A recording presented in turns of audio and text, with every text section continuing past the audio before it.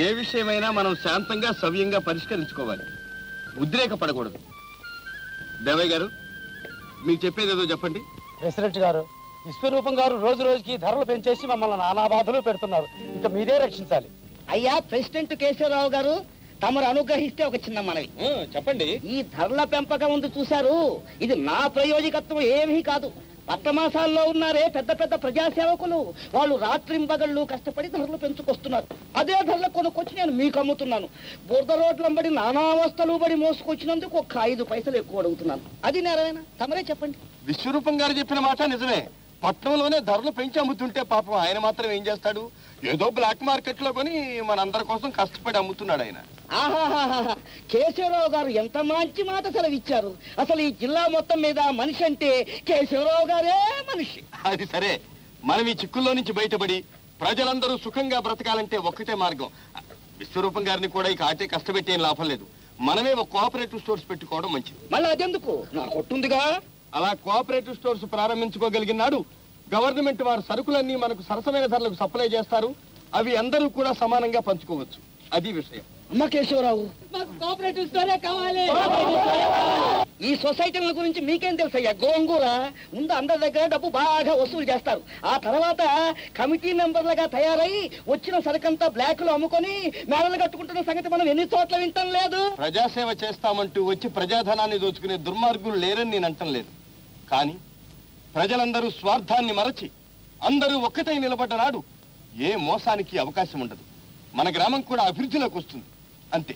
ఆ కంకరపాలెం ప్రెసిడెంట్ ఇలాగే కబుర్లు చెప్పి 10,000 రూపాయలు పకోడీల్లాగా తినేశాడు. బాగా వింటున్నారా? అయ్యగారు బాంబులు లాంటి మాటలు మాట్లాడేసేస్తున్నారు. ఆయనతో నోరు ముసులు కూర్చో. మా కోఆపరేటివ్ స్టోరే కావాలి. కొట్టు నశించాలి. మీరు ఆగండి చెబుతాను. ఊళ్ళో పెద్ద మనిషిని పట్టుకొని మీరు ఇంత మాట్లాంటారా? బుద్ధుల్లో వాడేవాడు ఇక్కడ ఉండడు. మహాజన్లో రండి పోదాం. నాకు కోఆపరేటివ్ స్టోరే కావాలి. ఆ కోఆపరేటివ్ స్టోర్స్ పెట్టుకోవడానికి తూర్పు సందులో ఉన్న మా స్థలం గ్రామానికి ఇస్తున్నాను.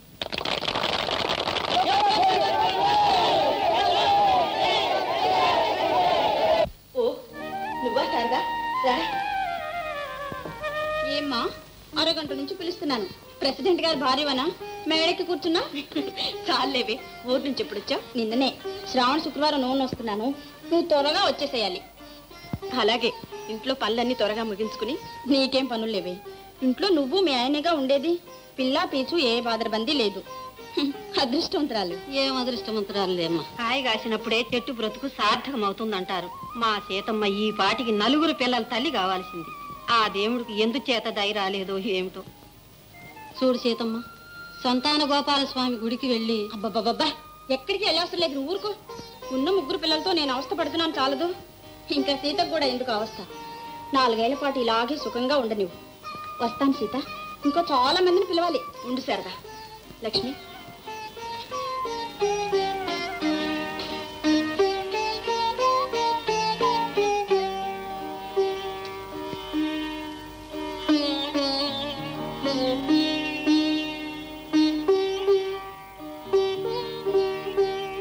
ఇవ్వండి పాలు తీసుకో.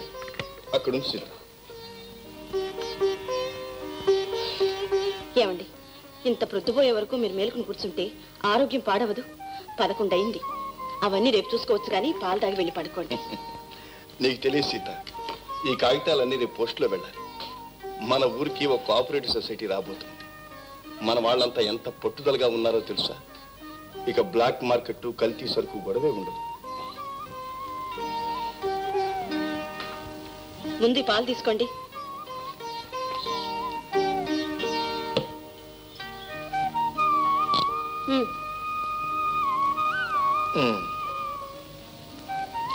అన్నట్టు కాలేజీకి జీతం కట్టాలని రాశాడు కదా వేణు, మరి డబ్బు పంపించారా?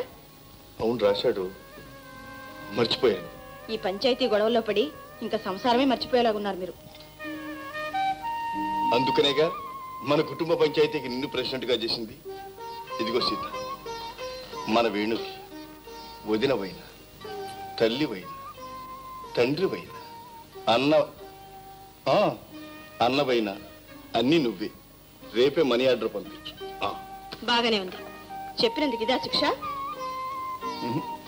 కాదు, నన్ను కట్టుకున్నాను. చాలండి.